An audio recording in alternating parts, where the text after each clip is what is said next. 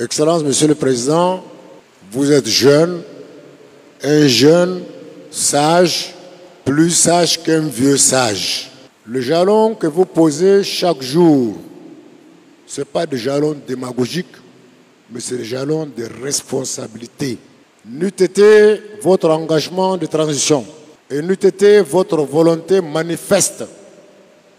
Si vous n'aimerez pas ce pays, vous n'allez pas prétendre faire des séries de rencontres intérieures et l'extérieur pour que votre souci majeur est que le Tchadien se réconcilie et doit vivre dans l'ensemble de son pays, le Tchad qui est de 1 284 000 km². Excellence, Monsieur le Président du Conseil militaire de transition, si nous avons ajouté, en ma qualité de président du Conseil économique, social, culturel et environnemental, nous sommes un laboratoire et nous avons pris le devant également de faire preuve dans nos thématiques, dans nos sessions. On a traité de pareils thèmes, la paix, la cohabitation pacifique, le vivre en tchadien. Tout ceci, ça fait partie de notre responsabilité. Que le bon Dieu vous bénisse. Vous avez une foi, un jeune ayant une foi. Dans toutes vos phrases, vous utilisez un mot de Dieu, que Dieu veut, que Dieu voudra, que Dieu nous aide, que Dieu nous accompagne. C'est rare de jeunes comme vous ont cette audace de le dire. La CNDH est en fait un des acteurs centraux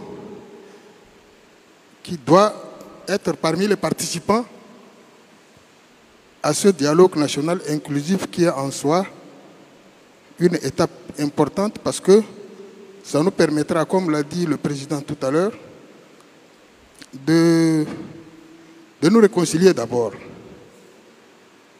de discuter de tous les problèmes sans tabou. Nous espérons, parce que nous avons déjà connu la conférence nationale souveraine, et si nous recommençons encore avec un autre dialogue souverain, ça veut dire que nous n'avons pas réussi avant. Maintenant, il faudrait que tout le monde veille, surtout les autorités, veillent à ce que cette fois-ci, les résolutions seront plus durables, les résolutions seront exécutoires, comme l'a dit Monsieur le Président.